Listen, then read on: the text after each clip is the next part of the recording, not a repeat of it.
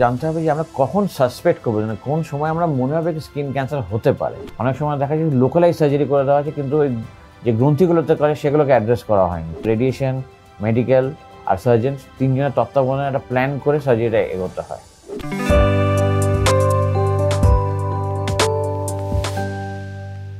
নমস্কার, welcome to ডাক্তারবাবু YouTube channel.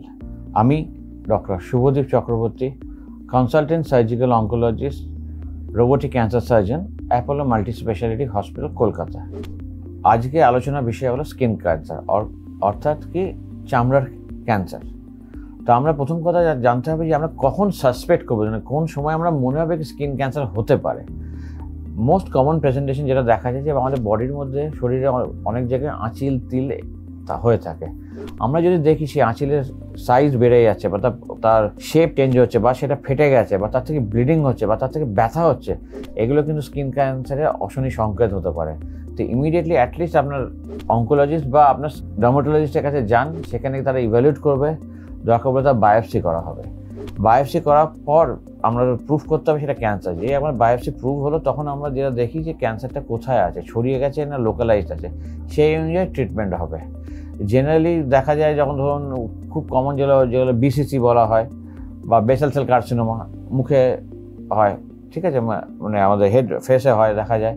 তো সেখানে আমরা দেখি যে সেটাকে আমরা এক্সারসাইজ করতে হয়। প্রথম কথা, এক্সারসাইজ করার সময় আমরা ফ্রোজেন সেকশন বা MOHS যদি করে, মাইক্রোস্কোপিক সার্জারি যদি করি, আমরা দেখতে পাই যে আমাদের ধরুন এই বায়োপসি করে প্রুভেন হলো, সেখানে আমরা সার্জারিটা প্ল্যান করি। ঠিক আছে, সার্জারি প্ল্যান শুধু সার্জারি মানে তখন আমাদের অ্যাস্থেটিক্যালি করতে, কারণ অনেক সময় দেখা যায় মুখের ওপর ক্যান্সার হয়েছে, সেখানে আমরা বড় করে ক্যান্সার করার একটা ভীষণ ফেশিয়াল লুকসের মধ্যে আকৃতির চেঞ্জ হয়ে যায়।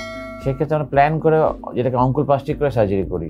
আবার ধরুন দূরে কোথাও হলো, বা ধরুন পায়ে মেলানোমা হলো, যেটাকে স্কিন বলা হয়, সেখানে কিন্তু শুধু সার্জারি করে সেম জায়গাটা অপারেট করলে হবে না। ধরুন পায়ে আঙুলের মেলানোমা হলো, আঙুলের নিচে, সেক্ষেত্রে জেনারেলি দেখা যায় হয়তো সেই টোটাকে হয়তো আমরা, বা পায়ের টোটাকে আমরা বাদ দিতে হলো।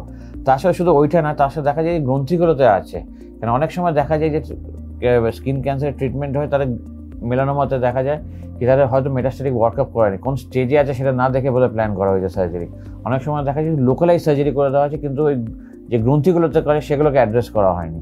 তো সেই জন্য এগুলো ভীষণ ইম্পর্টেন্ট, যে প্রথম কথা কী টাইপের ক্যান্সার সেটা ভীষণ ইম্পর্টেন্ট, সেটা লোকালি ইনভেট করছে কিনা সেটা জানা দরকার, প্লাস সেটা কোন স্টেজে আছে সেটাও ভীষণ প্রয়োজন। আর সেই অনুযায়ী আমরা ট্রিটমেন্ট করি, কারণ মেলানোমা যেমন আছে, ওদের ইমিউন থেরাপি একটা বড় রোল আছে। সেই জন্য আমাদের একদম যখন প্ল্যান হয় স্কিন ক্যান্সার দেখে মনে হয় হয়তো ছোট্ট একটা লিজেন, সেটা কিন্তু নয়। আমরা যখন প্ল্যান করার সময় আমাদের রেডিয়েশন, মেডিকেল আর সার্জন তিনজনের তত্ত্বাবধানে একটা প্ল্যান করে সার্জারিটা এগোতে হয়। আজকের জন্য আলোচনা আমরা এখানেই শেষ করছি। এরকমই যদি আরও ইনফরমেটিভ হেলথ রিলেটেড বা ক্যান্সার রিলেটেড কোনো টপিকে আপনারা যদি জানতে চান, তাহলে কাইন্ডলি ডাক্তারবাবু ইউটিউব চ্যানেলটাকে সাবস্ক্রাইব করুন।